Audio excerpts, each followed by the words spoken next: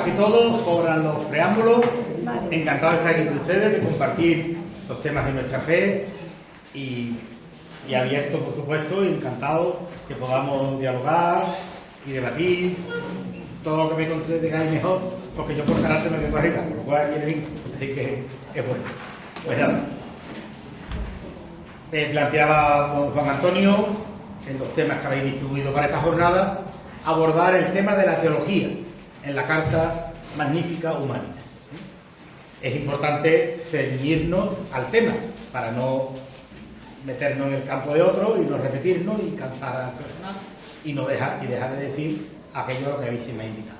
Así que procuraré ceñirme a la cuestión de la teología que subyace al documento. En el esquema que os he entregado hay una brevísima introducción que creo que es necesario decirlo para explicar y dar razón de lo que intentaré compartir después. En la introducción pone claves de comprensión de la doctrina social de la Iglesia. Bueno, el propio Juan Pablo II lo dejó muy claro, y es que la doctrina social de la Iglesia es teología. Es teología, dijo él, en Solicitud Rei Sociale, el número 41, dijo la doctrina social pertenece al campo de la teología, en concreto al de la teología moral social. ¿Por qué digo esto? Porque en tanto que es teología, se nutre de las fuentes propias de la teología, que son las fuentes de la divina revelación, Sagrada Escritura, tradición, magisterio y el diálogo interdisciplinar necesario con las disciplinas propias del pensamiento social. Insistir en lo de la fuente para diferenciar lo que es la doctrina social de la Iglesia, que toca temas que a todos nos afectan directamente, diferenciarlo de lo que son las opiniones, porque somos muy dados a decir, la Iglesia aquí tendría que hacer, bueno, eso es lo que a ti te parece desde tu ideología política o social, pero realmente no pertenece, no compete a partir de lo que la divina revelación ha establecido, orienta o ilumina, aporta a la Iglesia. Diferenciamos, por tanto, doctrina social de la Iglesia de opiniones o de ideologías que pueden ser muy necesarias, pero que no son doctrina social de la Iglesia. Y al mismo tiempo insistir en el sentido de la doctrina, porque dentro del amplio abanico de teologías, de escuelas teológicas, de planteamientos teológicos del que dispone la Iglesia, hay una especie de sustrato, una especie de bloque sistemático, coordinado, organizado, que ya tiene carácter doctrinal. Con esto no quiero utilizar el término doctrinal en un sentido negativo, ni siquiera en un sentido como de contra criterio contra los demás. Es muy interesante estar atento, es muy interesante que desde el comienzo de su pontificado el Papa León está insistiendo mucho en el tema en qué medida tenemos que entender la doctrina. Él fue elegido para la sede petrina el 8 de mayo del año pasado, como recordáis todos. Pues justamente unos días, el 17 de mayo, tuvo un primer discurso a la asociación centésimos años que cumplía el aniversario y trató justamente este tema. Y él planteaba la doctrina no como una actitud apologeta, invasiva, no dialogante, sino justamente como lo contrario, como un camino compartido a partir de unos principios que nos sostienen. Esto es interesante para entender lo que ahora plantea y el tono, el diálogo que él subyace en su documento. Por tanto, en cuanto teología social, en cuanto doctrina, la doctrina social se mueve a partir de una serie de dialécticas. Y una es, que a nosotros ahora nos afecta, se mueve entre la continuidad y la novedad. Dos términos que aparentemente pueden parecer contradictorios, pero sin embargo se complementan. Es decir, la doctrina social de la Iglesia se mantiene a partir de unos principios revelados que conservamos como inamovibles, pero al mismo tiempo tiene esa proyección a una realidad que es distinta. y que por lo tanto la aplicación, la reflexión, la interpretación tendrá que ser también distinta. Hay un ejemplo brevísimo que esto lo clarifica muy bien. Uno de los temas capitales en la doctrina social de la Iglesia es el tema del trabajo. ¿Cuál sería la línea permanente? El trabajo está para el hombre y no el hombre para el trabajo. El trabajador tiene que encontrar sus dignas condiciones, etcétera, etcétera. ¿Cuál sería lo novedoso? Pues las distintas circunstancias en las que el trabajador se encuentra. La problemática que vive un trabajador del siglo XIX cuando empieza con León XIII no es la que vive hoy. ¿Cambia la doctrina? Evidentemente que no. ¿Cambia la aplicación? Lógicamente y afortunadamente sí. Pero el contenido se mantiene. Pues con lo que decimos del ejemplo de trabajo, lo decimos para todo. Continuidad y novedad. Por lo tanto, es importante preguntarnos, la reflexión de hoy y la encíclica que nos ocupa, ¿qué aporta de novedoso? No lo dice todo, no lo trata todo, no lo aborda todo. No podría ser, tendría que escribirse una enciclopedia. Los documentos magisteriales, las encíclicas sobre todo, responden a una determinada cuestión que en ese momento el Santo Padre considera que es un tema de interés, o un tema que preocupa a la Iglesia, o un tema urgente. Entonces es muy importante, teniendo como trasfondo lo que es la doctrina social de la Iglesia, comprender que el documento solo responde a una cuestión esencial, que es a lo que el Papa ahora le preocupa y pone a la reflexión del pueblo santo de Dios. No lo trata todo. Es que aquí no se trata del tema de la mujer, no. Es que aquí no se trata el tema de la ecología y es fundamental. No, es que este documento no es sobre eso. Para esos otros temas habrá seguro otros muchos documentos que podamos consultar. ¿Qué es lo que aporta de novedoso la encíclica? ¿O qué lleva al Papa León a escribir y dictarnos esta encíclica? Pues el propio subtítulo nos da la razón. Sobre la custodia de la persona humana en el tiempo de la inteligencia artificial. La custodia humana que se ve hoy amenazada por la inteligencia artificial. Contexto social, ideológico en el que nos movemos. La cuestión antropológica viene preocupando a la Iglesia ya desde hace mucho tiempo.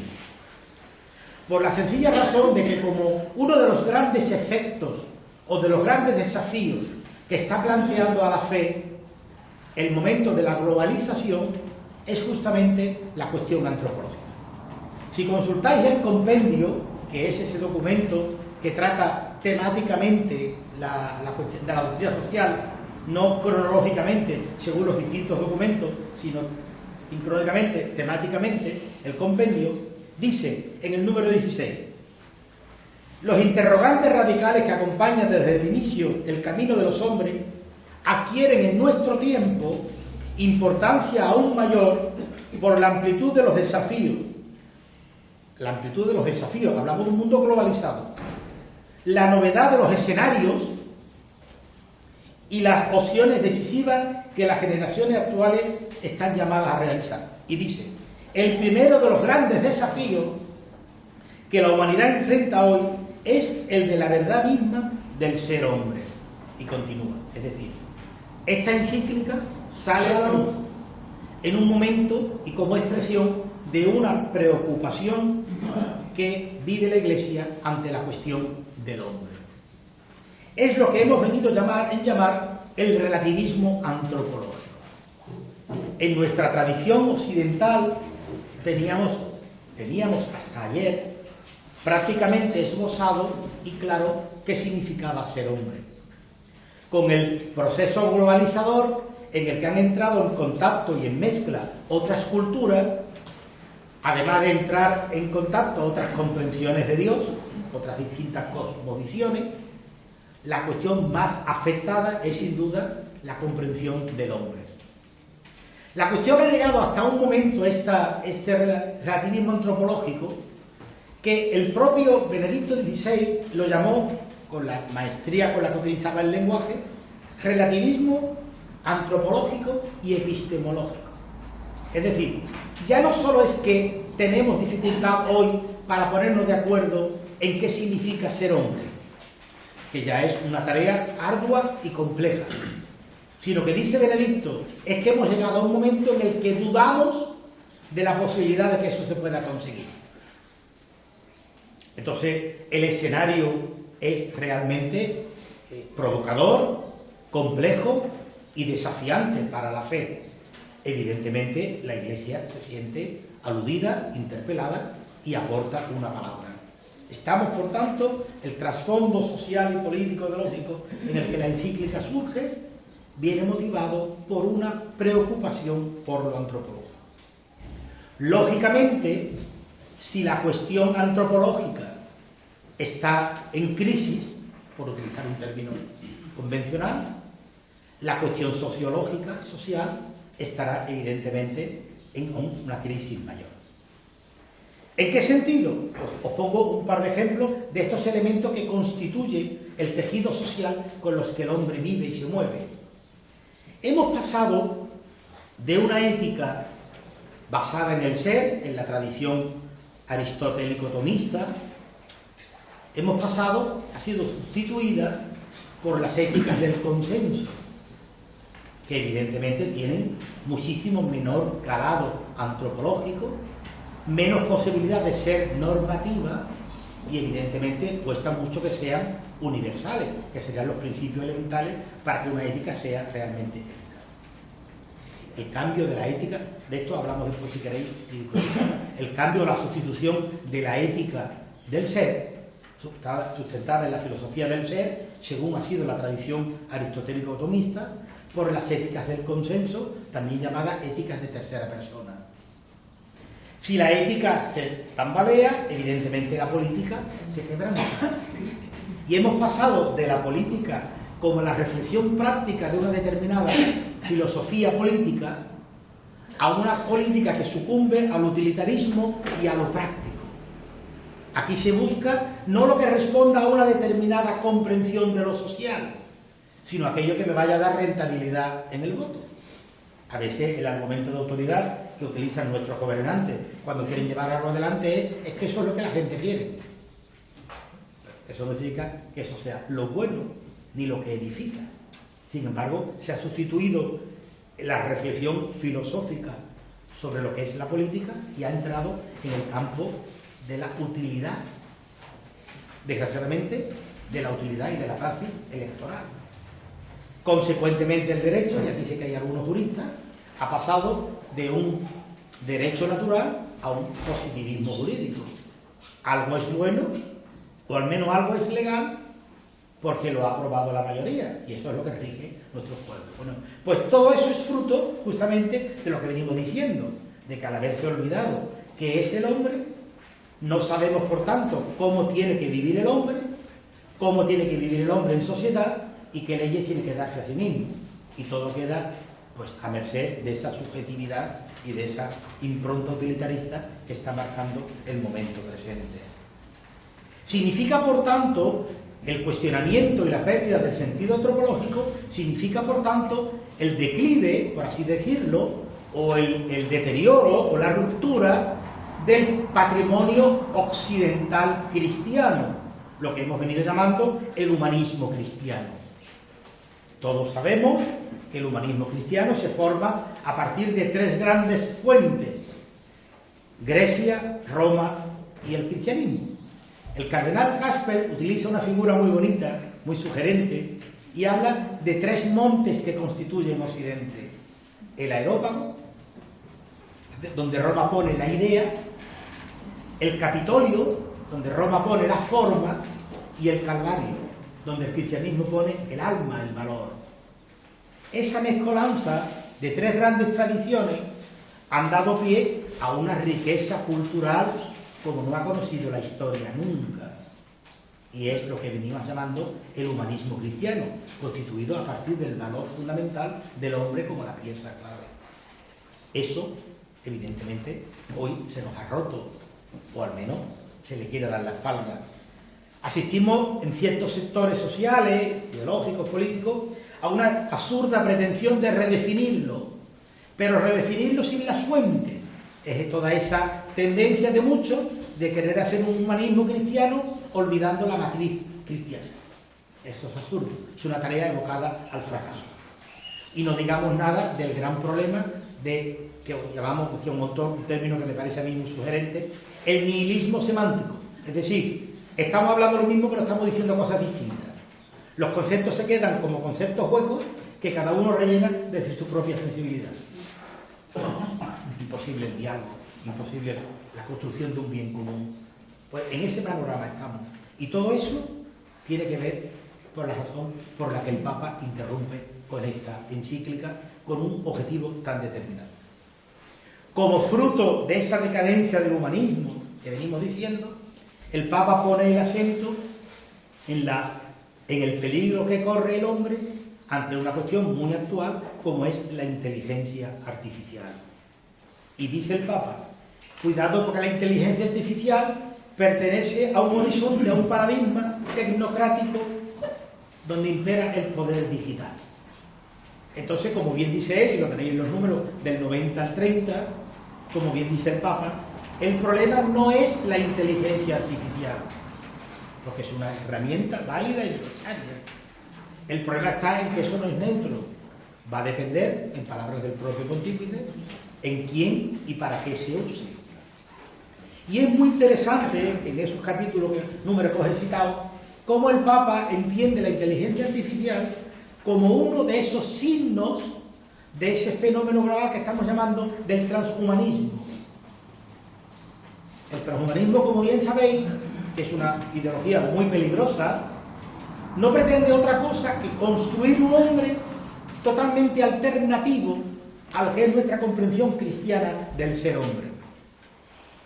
Por lo tanto, es un hombre que se construye artificialmente, que no tiene que afrontar las grandes cuestiones que el hombre de siempre encontraba respuesta en la fe, como es el tema del sufrimiento, del sinsentido de la vida, como no de la muerte. La pretensión del transhumanismo es construir un hombre artificial donde estos elementos no cuenten. ¿Por qué? Porque estos elementos los resuelven la fe o no encuentran solución. La mejor forma de evitar la fe y el hombre que de ella se deriva es construir nosotros, permitidme la expresión, un muñeco en el que esto no esté. Así que la obra es de una auténtica ingeniería artificial. Evidentemente, en el caso, ha habido otros fenómenos, ¿no? Ya hace tiempo que el transhumanismo viene manifestándose con distintas ideologías. Tenemos el tema del biocentrismo, esa equiparación del hombre con el animal, con todo ser vivo, la propia ideología de género, que desvirtúa lo esencial en la condición sexual del hombre, y ahora la inteligencia artificial, que es sustituir lo que tradicionalmente hemos dicho que es lo genuinamente humano, como es la capacidad racional, sustituirla y suplantarla por una máquina. Ese es el peligro último, coloquialmente dicho, de donde nos puede llevar un mal uso de la inteligencia artificial. En este escenario, dicho muy rápido porque después tendremos ocasión de hablar, ¿no? Y esto es únicamente para contextualizar el momento que vivimos y dar razón de por qué el Santo Padre León se ocupa de esta cuestión. Ni que decir tiene que la cuestión está más que justificada, la preocupación de la Iglesia y del Santo Padre por estos temas. Porque estamos asistiendo a una obra de auténtica ingeniería ideológica para construir algo distinto. En el fondo es, como siempre, la gran tentación de la ciencia, crear algo para ponerse a la altura del creador. La preocupación ya no es curar, es sacar vida de donde no lo hay. Ahora la preocupación es crear un hombre distinto al que sabemos que viene creado, porque de esta manera la ciencia es el pecado de Babel. La ciencia ha conseguido desplazar la comprensión del Dios creador. Bien, pues dicho esto muy rápido, nosotros nos tenemos que preguntar, ¿con qué teología heredada de todo lo anterior y de todo el saber de la Iglesia, con qué teología afronta el Papa León esta cuestión, esta problemática, este desafío? ¿Eh? Bueno, primero lo pongo, teología. Es curioso, fijaros, para que veáis el momento social en el que vivimos, que hemos tenido que volver a recurrir a los relatos creacionales del Génesis. Y si estáis atentos a las publicaciones, es curioso cómo hay un mayor número de publicaciones en el campo de la teología de la Biblia sobre los temas estos.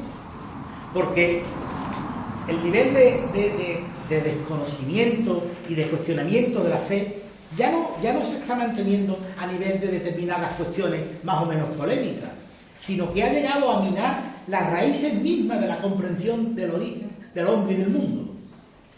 De manera que hay por parte de la Iglesia una especie de respuesta volviendo la atención y resaltando de manera especial los relatos creacionales, porque como bien sabéis, en los relatos del Génesis está inscrita germinalmente, está inscrita todo lo que es el sentido de la vida, la condición del hombre, el futuro del hombre, lo que Dios espera de él.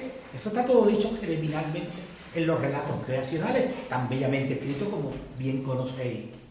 Pues hay que volver a ello, estamos volviendo a ello, lo vamos a ver durante el desarrollo. Y por lo tanto, la primera idea que el Papa utiliza, el Papa, es el sentido del Dios creador. Porque el propio título puede resultarlo como, podríamos decir, llamativo, inapropiado, desafortunado, humanidad magnífica. Este hombre no ve la tele, este hombre no sabe de lo que somos capaces, este hombre no está viendo las guerras constantes, todavía se atreve a decir que es un ingenuo, un iluminado. Evidentemente que no, ¿no? Es la palabra de la Iglesia que vuelve a recordar los relatos creacionales. Y vio Dios que todo lo que había dicho era bueno. La bondad implícita en la creación como el signo palpable de Dios. En un momento de cierta negatividad social, de pesimismo, de incertidumbre, es muy oportuna la palabra de la Iglesia que afirma la bondad de lo creado. Es una auténtica confesión de fe en el Dios en el que creemos. Pero por si fuera poco, a todo el relato creacional de la bondad de Dios subyace también un convencimiento evangélico, porque tanto amó Dios al mundo que dio a su Hijo único, para que todo el que cree en Él no perezca, sino para que tenga vida eterna. Es decir, la última palabra es el amor. La razón de todo es el amor. Si encontrar en el relato del Génesis el sentido de la existencia es importante, saber que todo ha sido creado por amor y por amor lo es aún más. Cuando el hombre vive tan desolado por el panorama social que nos ha tocado, la palabra revelada, la palabra de Dios, suena como un bálsamo. Fuisteis creado como algo bueno, hombre y por tanto humanidad, sociedad, fuisteis creada como algo bueno, algo en lo que Dios se complace por amor. Es una palabra realmente distinta a todos los discursos analíticos, destructivos, ideologizados, polarizantes que escuchamos hoy en nuestros mensajes. La palabra de la Iglesia es una palabra novedosa, y realmente reconfortante ante un mundo que sufre. El título no es accidental, el título responde a un convencimiento de la fe, y vio Dios que todo era bueno, y que el hombre era muy, muy bueno. La bondad de Dios impresa en la creación. Esto implica dos cosas. Primero, señalar la singularidad del hombre en lo creado. Algo he dicho. La singularidad del hombre en lo creado. Y ahí tenemos anteriormente otra encíclica del Papa Francisco, que León cita mucho, como es Laudato Si. Yo recuerdo algunos, permitidme la expresión, algunos enterados que decían que para qué el Papa escribía de ecología, que el Papa había perdido un poco la cabeza. Y usted, es un documento de oro, oportunísimo, en un determinado momento en el que está imperando la llamada filosofía verde, que equipara la vida toda por igual. Y en ese escenario, hace unos años, como ahora León, El Papa Francisco interrumpe y dice, no, perdone usted. La naturaleza es creación, no responde a una lógica interna, responde a la lógica del creador. Y por lo tanto, para cuidar la naturaleza hay que preguntarle al que la creó y hay que respetar los márgenes del que la creó. Y en ese proyecto del creador hay una criatura singular a la que Dios ama por sí misma, que es el hombre. Luego el hombre no es equiparable al animal. Eso dice la encíclica. Lo que pasa es que algunos la criticaron sin haberla leído, dejándose influenciar por ideologías a los que tantas veces injustamente le hacemos caso, incluso contra el propio pontífice, como pasa con esto, ¿no? Entonces, esa relectura de la teología de la creación nos lleva a afirmar fundamentalmente el papel principal, la criatura singular, que es el hombre. Todo eso que hemos hablado siempre de la imagen de Dios, que el delfín, que nada muy bien y es muy esbelto, no la tiene. Y nosotros sí. Y una segunda consecuencia de esta primera línea teológica a la que nos propone el Santo Padre es la importancia, si el mundo es creado y es creado como algo bueno, evidentemente el mundo tiene que construirse desde Dios. El mundo tiene que construirse con Dios y el mundo tiene que construirse poniendo a Dios como fundamento. Lo que construyamos sin fundamento, evidentemente, terminará destruyéndose. Y ahí es donde hace esa figura, ese recurso tan bonito de contraponer Babel y el proyecto de Nehemías. Babel es lo que he dicho, construir al margen de Dios, poniendo al hombre soberbiamente por encima de todo, que es el gran pecado que ha tenido la ciencia siempre, y hoy de otra manera, mientras que Nehemías es el proyecto del pueblo creyente de reconstruir el templo en el que sea lugar para que todos nos encontremos y nos encontremos con Dios. Dos alternativas. Y el Papa, evidentemente, nos las propone para la consideración. Esta apuesta, esta indicación del Santo Padre, tiene mucha importancia en un mundo donde el laicismo imperante nos está llevando a la pretensión de marginar a Dios. Ya yo no digo de excluirlo, porque evidentemente, porque Dios es Dios y es bueno, ¿no? Cuanto más ha intentado el laicismo excluir a Dios de la realidad, más fuerte han brotado los fenómenos religiosos. Eso es otra cuestión, pero eso está ahí palpable sociológicamente hablando. Con lo cual no han podido excluir el elemento religioso del hombre, de la cultura, pero han cogido el sucedáneo. Bueno, no lo excluimos, lo marginamos, lo reservamos a la interioridad. Alimentemos la interioridad, alimentemos lo privado y dejemos que lo público crezca y galope al margen de sí. El laicismo es tan arrogante que llega a afirmar que la condición de necesidad para poder construir un mundo unido en esto de la interculturalidad y todo esto en lo que estamos embarcados, la condición de necesidad es que Dios no esté, porque se ha vuelto a decir que Dios es la causa de las guerras, no el petróleo, que me había creído que la preocupación con el estrecho de Maé es Dios, pero bueno, nos lo hacen creer y a veces los católicos, los creyentes tontamente decimos, qué malos somos. Entonces la palabra del Papa es ahí muy oportuna. Cuando la ideología positivista y laicista está intentando construir al mundo al margen de Dios, el Papa nos ha dicho, no solo con el hombre en el centro, sino además con Dios como fundamento, porque es la única manera de que la sociedad, el orden construido, tenga consistencia y garantía de que es para el bien. Eso es el objeto. Ese es el objeto de la doctrina social, como bien recoge el Papa en esta encíclica, en el número 3. ¿No? Número 3. El objeto es construir el mundo desde nuestra propia reflexión. Evidentemente, en esa teología que subyace al documento papal, hay una llamada imperante, y eso los cristianos tenemos que hacerlo, porque tenemos la obligación de responder a lo que la Iglesia nos está planteando como reto. Tenemos que tener, y ya se está haciendo con el nuevo, una nueva lectura del concepto clásico de ley natural y también una nueva interpretación del concepto clásico de derecho natural. Ahí, en esa búsqueda de un nuevo perfil, la fe, la Iglesia, no puede prescindir de aportar su savia y su conocimiento milenario.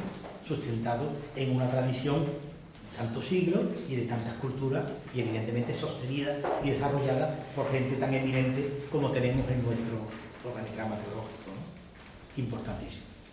Recuperar, hemos dicho, la idea del Dios creador, de manera que el Dios uno y trino, el Dios creador, Dios, se convierte en la imagen que el hombre tiene que mirar para comprenderse a sí mismo y que el orden social tiene que respetar para constituirse como bueno.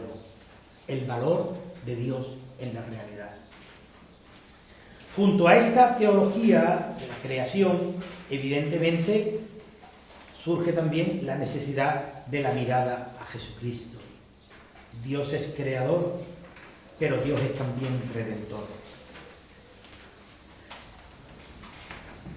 Cuando esta cuña la hago por convicción personal. Cuando todo esto se avecinaba, el tercer milenio, lo que esto iba a tener, resulta que el Espíritu Santo, aunque algunos no lo quieren reconocer porque les falta fe, el Espíritu Santo suscita en la Iglesia un gran y definitivo acontecimiento, que es el Concilio Vaticano II, cuya frescura de sus textos, etcétera, son un don del Espíritu que le permitirá a la Iglesia llevar el Evangelio al tercer milenio.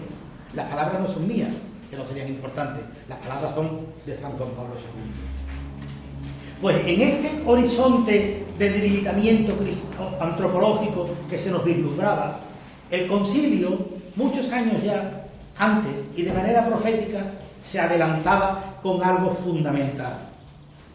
Y decía en Gaudium et Spes 22, en realidad, el misterio del hombre solo se esclarece ante la luz del misterio del Verbo encarnado.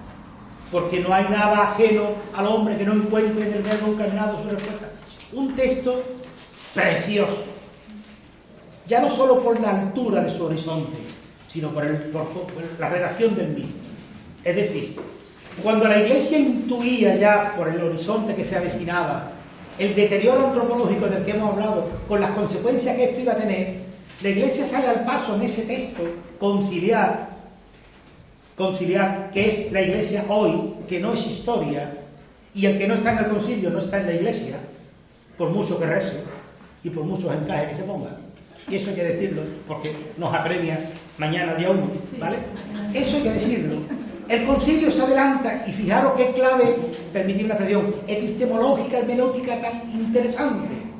Cuando se avecinaba una lectura materializada del hombre, positivista, cuantificada, el concilio habla del hombre a la altura de Jesucristo como una realidad mistérica. En realidad, el misterio del hombre, llamar al hombre misterio, es una apuesta por la sacralidad de la condición humana. Porque misterio significa que en sí mismo deja ver algo mayor. Y eso algo mayor que está detrás de todos y cada uno de nosotros es la mano de Dios.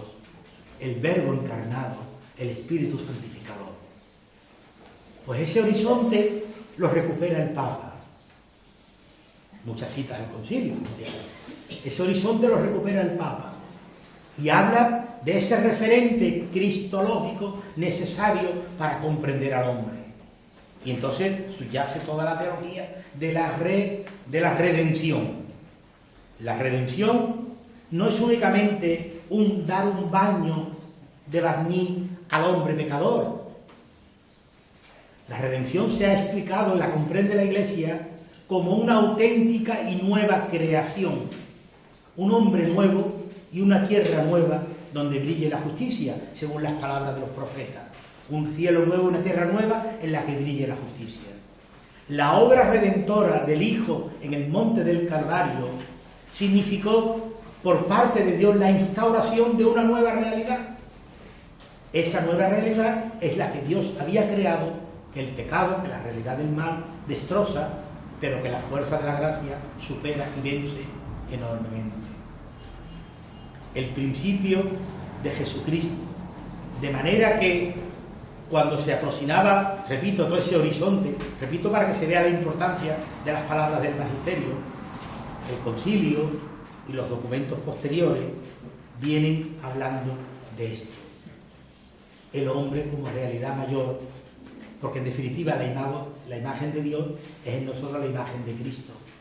De manera que en adelante el hombre sabe que no puede entenderse si no es desde Dios, y que a Dios no se le entiende si no es desde el hombre, porque esa es la alianza que queda sellada en la cruz. Ahí hay un filón de reflexión preciosa, y que por mucho que a nosotros nos suene, la sociedad la desconoce. Y el Papa subyace el documento. Os he puesto una nota, no me quiero entretener porque el tiempo nos apremia, para que veáis que la preocupación de la Iglesia sobre esta cuestión. Después de aquel texto de la ONLP hay un montón de documentos, he señalado lo más importante, que aluden a la importancia de... Lo tenéis detrás en la nota desde la carta encíclica de Juan Pablo II, etc. Todas incitan lo mismo. Esa es la teología que ahora el Papa acoge, incluye en su encíclica Magnificat Humanum. Hemos dicho, la teología de la encíclica es una vuelta a la teología de la creación, es una vuelta a la teología de la redención en el Hijo Redentor, y es una vuelta a la teología de la santificación en el Dios Espíritu Santo, que lleva adelante la obra redentora del Hijo según el corazón del Padre. Claro, cuando nuestro mundo sucumbe ante un cierto pesimismo, vuelvo a decir lo que decía antes del título, que parece un poquito original, un poquito fuera de tono, magnífica humanidad con la que está viviendo, la Iglesia vuelve a evocar la confianza absoluta en la dinámica del Espíritu. Porque únicamente aquel que tiene la esperanza en el triunfo final no sucumbe al cansancio y mantiene pues la lucha y el compromiso utópico por un mundo nuevo, en definitiva el reino. En nuestra opción heredada por el reino, digo heredada porque es de Jesús, en nuestra opción encomendada del reino hay una confianza absoluta en que por muy mal que esté la realidad, la última palabra la tiene Dios, y es una palabra como la primera palabra creadora, y todo es bueno. La palabra del bien, de la santidad.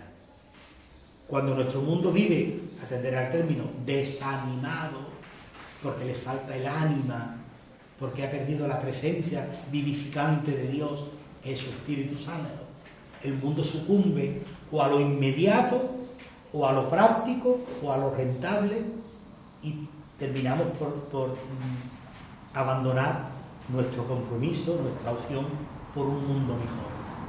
La encíclica nos recuerda, nosotros los creyentes no estamos autorizados a venirnos abajo, porque nosotros sabemos que la última palabra la tiene el Señor, el Dios creador, redentor, santificador. Junto a esta idea de Dios hay otra teología que también subyace en la encíclica y que creo que es importante que la abordemos, y es la idea de la Iglesia. Nuevamente el Papa cita evidentemente las dos grandes constituciones con las que el Concilio aborda la cuestión de la Iglesia, tanto el Lumen Gentium como Gaudium et Spes. Son los dos grandes pilares que sostienen la eclesiología conciliar. Dos pilares que tienen que ser leídos en reciprocidad. Hemos escuchado muchas tonterías. Yo soy de esto, tú no te enteras de lo que va. Cuando tú empiezas, pero bueno, vamos a dejar aparte las tonterías y vamos en la línea de comprender que estamos hablando de un perfil que la Iglesia se da a sí mismo, se comprende a sí mismo, a partir de lo que discierne que el Señor le está pidiendo para el mundo que se le avecinaba, para lo que es lo que estamos viviendo ya, ¿no? Es la Iglesia en el mundo y para el mundo, como misterio universal de salvación. La Iglesia en el mundo y para el mundo es la Iglesia de Gaudium et Spes, pero no es una Iglesia diluida como una sociedad más, es una Iglesia que hace presente su vocación específica, intrínseca, de ser sacramento universal de salvación, es decir, hacer presente al Señor, eso es un sacramento, hacer presente al Señor en medio del mundo. Alerta, alerta, porque el peligro del gueto nos ha acosado siempre, y en nuestros tiempos con otros rostros, pero igual. Hoy no vivimos el gueto físico, que tengamos una muralla que dice los cristianos ahí que no salgan. Hombre, eso hoy no lo vivimos. Hoy no tenemos nuestras catacumbas. Pero tenemos el peligro de los guetos culturales, ideológicos, que impiden que la Iglesia sea realmente lo que es católica. Y por lo tanto no puede llevar adelante su misión.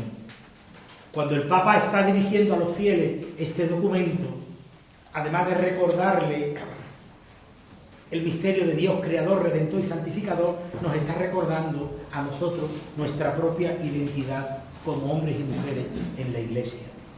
Estamos llamados a ser en medio del mundo, sacramento del Señor. Para que la Iglesia sea, hay una expresión preciosa de Juan Pablo II, el hombre es el camino de la Iglesia. Nuestra gran preocupación tiene que ser el hombre, pero todo el hombre y todos los hombres. Nuestra prioridad no puede sostenerse en un concepto político. Nuestra prioridad se sustenta en un concepto teológico, si queréis antropológico, el hombre, no en concepto, porque entonces sucumbimos a una política utilitarista. Nuestra prioridad no es ni lo nacional ni lo internacional, nuestra prioridad es el hombre. Y si queremos darle un matiz cristiano más específico, el hombre más desfavorecido. Mientras que la Iglesia esto no lo asumamos como camino, como íter de nuestro estar en el mundo, nuestra batalla es una batalla fracasada. Y desde luego no construimos el reino. No construimos el reino. Eso subyace al documento del Papa. Dios, en su misterio uno y trino, creador, santificador y redentor, la Iglesia como presencia sacramental de Dios en medio del mundo, con la palabra y el servicio, con una identidad clara que no le conceden las ideologías, sino que se la da su fundamento, que es Jesucristo. Su lenguaje es el Evangelio y su arma es la doctrina social. Y en eso los cristianos, como digo, tenemos que tener mucho cuidado, porque le ponemos una vela a Dios y otra vela al diablo. Yo soy muy católico para unas cosas, pero para la otra le doy mi alma, mi vida, mi corazón a cierto líder político, a cierta ideología. Cuidado, que así no construimos.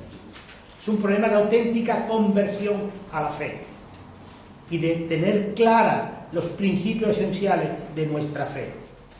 Si no, no somos creyentes. Dígalo usted bien, no soy usted creyente, no pasa nada. Pero lo mismo que no se es creyente si se cuestiona uno de los principios esenciales del depósito de la fe, se rompe con la fe si tú cuestionas los principios de esta doctrina con las que la Iglesia quiere construir la sociedad. Por eso insistí al principio en el sentido claro de la doctrina. No es un planteamiento ideológico, no es un consejo, es doctrina. Doctrina católica, Doctrina católica. Y por desconocida no nos justifica, porque tenemos la obligación no de desconocerla, sino de conocerla.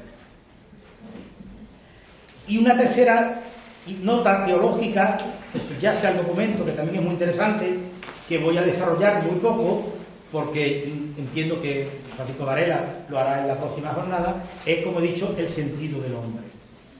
¿Qué entendemos por hombre?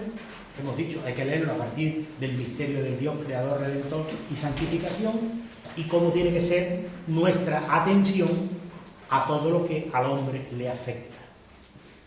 A todo lo que al hombre le afecta. Como digo, no porque he dicho que es una cuestión hoy realmente muy controvertida, muy delicada, pero en la que nos jugamos mucho. Entonces hay que estar muy atentos a la directriz, a la enseñanza que la Iglesia nos viene presentando. Termino con un par de conclusiones para dejar 10 minutitos al diálogo. Nos jugamos mucho. Yo recuerdo en una semana de teología de las que hacía la diócesis, en aquel tiempo, tenían grandes personalidades. Yo recuerdo que vino don Olegario González de Cardenal, que vive aún, ya es muy mayor, pero una cabeza, y planteó, hizo una reflexión preciosa. Y yo era seminarista, fíjate, ya hace años, pero a mí aquello me impactó tanto que se me quedó grabado. Y él dijo, cuidado, evidentemente la Iglesia no se va a extinguir, está garantizada por el Señor. El Señor nos dijo que la Iglesia se mantendría, pero no nos dijo dónde. y dijo, recordad lo que era el norte de África, una tierra que dio San Agustín, y hoy es territorio musulmán. Cuidado, Europa, que nos estamos jugando el futuro del cristianismo en el viejo continente, y quitarle al continente el alma cristiana es convertirlo en una tierra de nadie. Alerta, que esto es muy interesante. Cuidado con las nuevas formas de individualismo y de espiritualismo y de intimismo y de todos los ismos, porque el gran signo del pecado de Adán no es lo sexual, lo material, eso son otras consecuencias.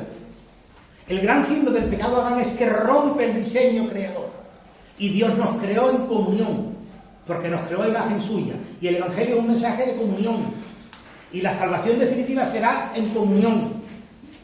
Y el gran pecado del hombre, el signo del hombre, es que sustituye la comunión por lo individual. Segunda idea, para que ahora nos peleemos a gusto y podamos discutir. Tercero, ya lo he dicho antes, no podemos ignorar la doctrina social de la Iglesia. Es como ignorar la doctrina sobre los sacramentos. Si a ti un cristiano te dice, a mí la doctrina de los sacramentos no me interesa, tú dirás, yo no sé qué estás celebrando. Si a ti no te interesa la doctrina social de la Iglesia, es que te quieres morir ya, te vas al cielo, y ya como vives aquí, ya no te hace falta. Pero mientras vivamos, tenemos que conocerla y defenderla. El papel de la Iglesia en el mundo, complejo, difícil. Nos está costando la vida aprender a vivir en un mundo plural. Nos está costando la vida. Estábamos acostumbrados a llevar la patente. Y ahora no sabemos tratar al otro como alguien adulto que tiene otros criterios. Claro, nosotros tenemos que hacer un ejercicio primero de conversión, siempre. Y saber que nuestro lugar es el mundo. No Fugamundi, el mundo. Porque tanto lo amó Dios que envió a su Hijo al mundo real. Después tenemos que hacer un ejercicio de jerarquización de verdades y de principios. No podemos ponerlo todo al mismo nivel y pretender que el otro nos lo acepte. Y nosotros lo metemos todo en un saco. El valor de la vida, la devoción a San José, el quinto semana de no sé dónde. No, el mundo es un mundo muy distinto.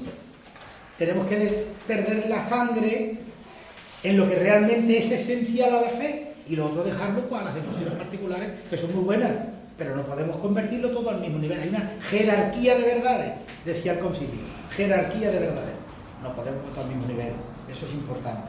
Tercero, tenemos que utilizar, sabio fue el Papa Montini, Pablo VI, cuando en el entorno al concilio, viendo él que aquello era una realidad nueva, que nos iba a costar mucho, mira si nos está costando, promulgó una encíclica preciosa, Ecclesiam Suam, donde centra perfectamente qué significa dialogar con el mundo. Tenemos que aprender a dialogar con el mundo, que tiene que ser un diálogo respetuoso, propositivo, etc. Y termino, para ser respetuoso con el tiempo, con una pregunta. Nosotros, Iglesia, cuando abordamos estos problemas del mundo, cuando damos una palabra de solución, cuando aportamos algo, ¿lo hacemos con el mismo corazón de Dios que lo amó hasta el extremo? ¿O nos situamos desde una atalaya para juzgar y prejuzgar? Esa pregunta tiene que ser siempre en nosotros necesario para un examen de conciencia, por lo menos diario. Bueno, pues seguimos. Muchas gracias.